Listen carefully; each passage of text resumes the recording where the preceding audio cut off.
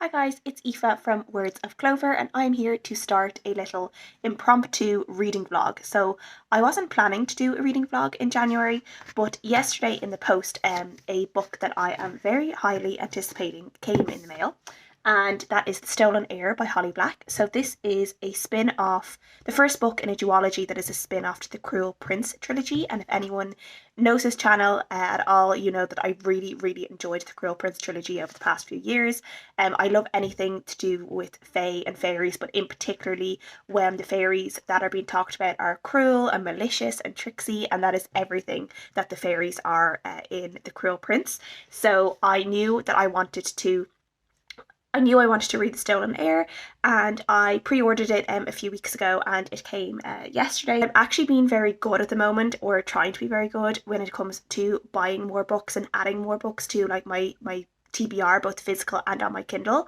Because I'm really trying this year. I'm really going to try and tackle my physical TBR and the books that I own rather than borrowing books from the library or from other places. So yeah, I'm being really good in terms of what books I buy, but this one had to be an exception to the rule because I do love the Cruel Prince trilogy so much. So I knew I wanted to get my own copy of this and read it as soon as possible. And I'm doing something that I hardly ever do, which is as soon as I get the book, I'm actually going to read it.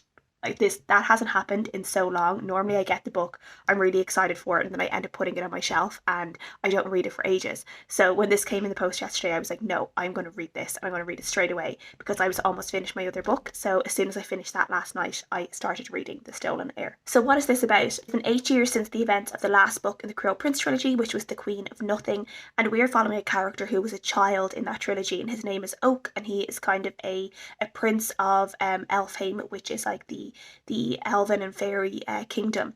And he is this prince who has grown up. He has kind of an interesting family dynamic in which some of his sisters are human and his other sisters are fairy. So he has a little bit of he's not as, I guess, cruel or malicious, or he doesn't like cruel things as much as the normal fairy because he has human family. He kind of understands, I guess, the type of power and the type of magic that he can control. So as, I guess, fairy princes go, he's probably not the worst of them. And we are following a character called Seren, who I'm pretty sure she did appear in The Queen of Nothing as well as quite a young child, though I'm a little bit fuzzy on exactly what happened there, but we do get some recollections of what happened between her and Oak when they were children and they used to be friends. And she basically had a really bad childhood. She was originally brought up in the world of humans, and then she was taken back to the world of fairy by her birth parents, who were not very nice creatures at all and really abused her, and she didn't really have a good time in fairy. And then she eventually ran away, and she's kind of been living rough in the human world since then. And now Oak has found her, and he says that he needs her help to try and get something back from her birth mother, who is not a very nice person at all, and she is the only person who might be able to help him with this kind of quest. So she has kind of reluctantly gone on board with this, and now they're traveling together through the land of fairy to try and figure out how to guess defeat her mother in something that her mother is planning. So we are following Seren mostly as with her interactions with Oak, and she's obviously quite damaged and traumatized by a lot of things that have happened to her in the past, and she doesn't really know if she can even trust Oak, if he is leading her into a trap or if he is going to do something to her. And she's just kind of hoping that he is the nice boy that she remembers and that he isn't going to do anything bad. But we also don't know that either, because the thing with fairies is they tend to be really tricksy, and they can't lie, but they can like omit things and they kind of skirt around the truth and stuff like that. So you never really know if you can never really fully trust a fairy. While Seren is a fairy herself, she is someone who, she doesn't have, because of her childhood, she doesn't really have a grasp on a lot of her powers the way others do as well. So she's quite in a kind of a weaker position than a majority of fairies that we would ever see in these books. So I am, I think, 7 chapters in. So I read 5 chapters last night and 2 chapters this morning before work. And so far, I'm really enjoying it. I just really love being back in this world. I love the fact that we're having a little bit of travel in this as well. And we're kind of seeing, we're in a different court than we would have been in the Cruel Prince trilogy. So we are seeing a different court and we were seeing how they work. And I always love that, seeing all the different courts and the dynamics and like the vibes of those courts and stuff. So I really love seeing all of that. And we had a little bit of travel in the Cruel Prince trilogy, but not a huge amount. So I'm really kind of looking forward to more travel in this book, and seeing how it works out. And I actually also love that we are following two characters who are full fairy, where also obviously in the Cruel Prince trilogy, one of our characters, Jude, she was human. So she was always at quite a disadvantage, not obviously having any kind of fairy magic or anything, and always being um she was always at the mercy of a lot of the fairies around her. They could, ensorcel her in some way. So I actually really like the fact that we are following two fairies, because it's just a slightly different dynamic than the first trilogy. We haven't seen anything of Jude and Carden yet in this book. We have mentions of Jude and a couple of mentions of Carden, but we haven't actually seen them. So I'm kind of looking forward to seeing if we do get that. And because I always love that in books, when we see characters, as long as they stay safe and nothing bad happens to them, I'll be happy. But I would love to see them kind of pop up at some point, and just seeing how they're getting on 8 years later. So yeah, but so far, I'm really, really enjoying this. So I just wanted to hop on and tell you my thoughts so far. And I'll update you guys later as I read a little bit more.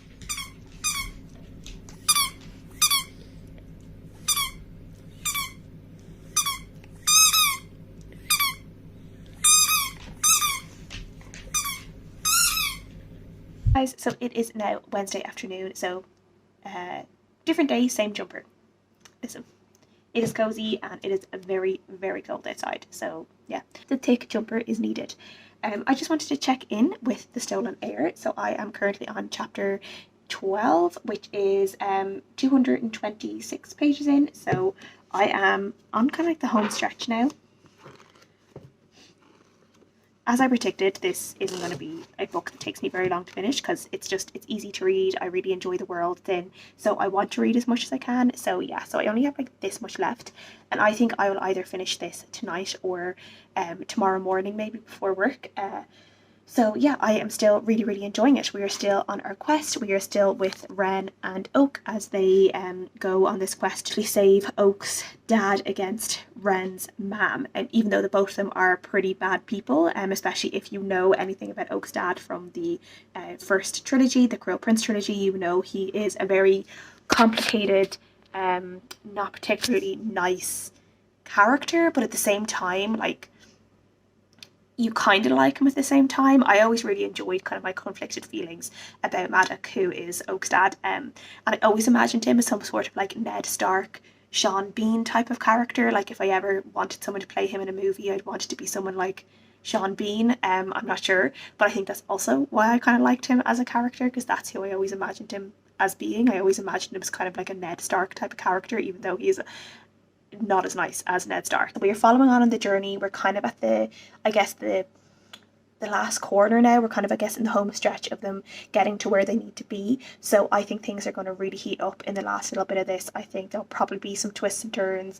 I'm predicting there'll probably be some kind of betrayal or stabbing in the back, as there generally tends to be with fairies, and particularly with Holly Black's fairies.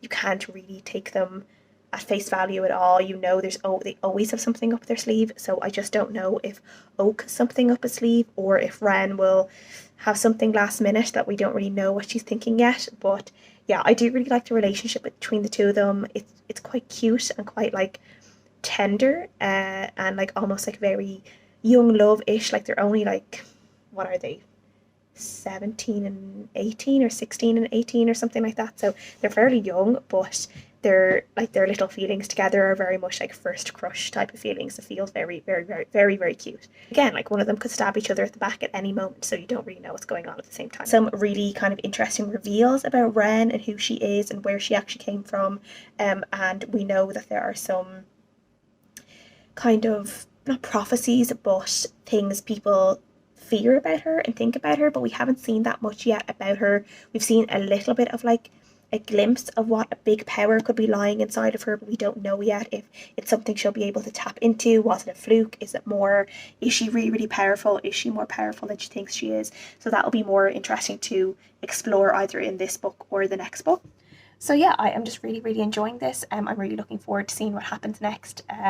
And yeah, as I said, the home stretch and what will happen, I'm kind of afraid, but I think it'll be really, really good as well. So yeah, stay tuned. I will let you guys know when I finish it, and I'll probably try and gather my thoughts up and see what I really think of it. I think there's going to be either a really strong four, 4.5, 4 stars, or it could even be a 5 depending on how it finishes up. But I've definitely really, really enjoyed it so far.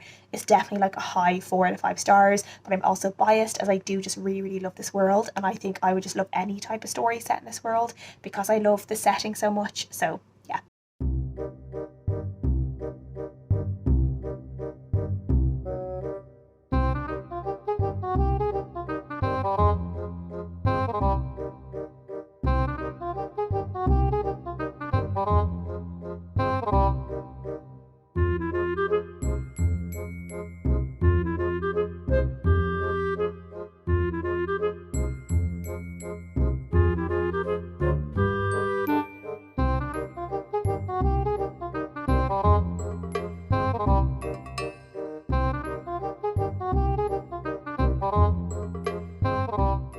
Hi guys, so it is a few days later. It is now Sunday, so I've had a few days to think about this book since I have finished reading it, as I did finish it on Thursday morning, I think it was. So yeah, so predictably I have given this a 5 out of 5 stars. I will say it's probably more of like a really strong 4.5 stars for the overall story and like the characters and all of that, but I had to give it a full 5 stars because I just love being in this world. I just had just such an enjoyable reading experience being back in the world of Elfhame, and that is a huge draw for me. When I have a world like this that I love, I do really, really love being able to go back when like in spin-off books or just like random little novellas and stuff like that. I just really love the whole thing of like diving back into a world that you'd left in previous books and kind of almost like catching up with what's going on, and seeing how all your favorite characters are getting on. Now, I definitely was disappointed that we didn't see a proper Jude or Carden cameo in this,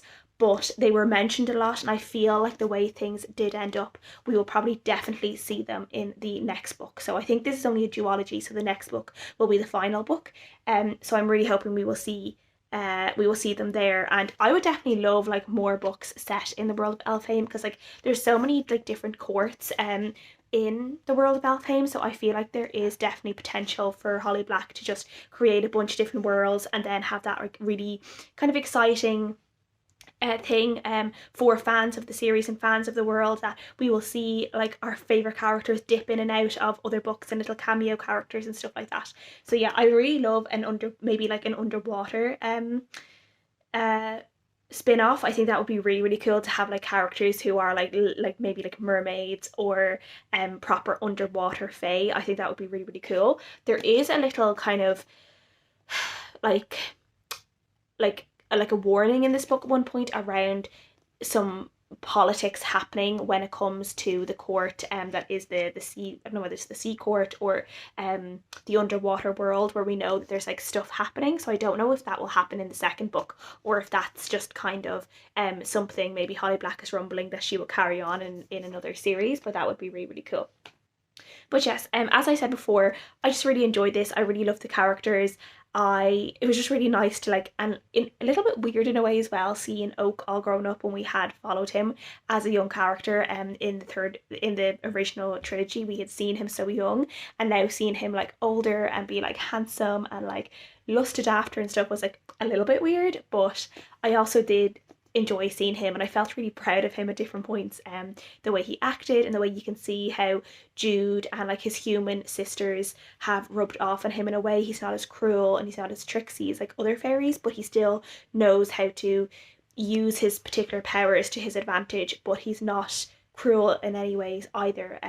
He's still a fairy, but he definitely has some like human influences in his life that have just made him better overall. So yeah, I really liked seeing that. And then as for our main character Ren, I really loved kind of the different reveals, and by the end of the book, I will say none of it was like super surprising. Some of the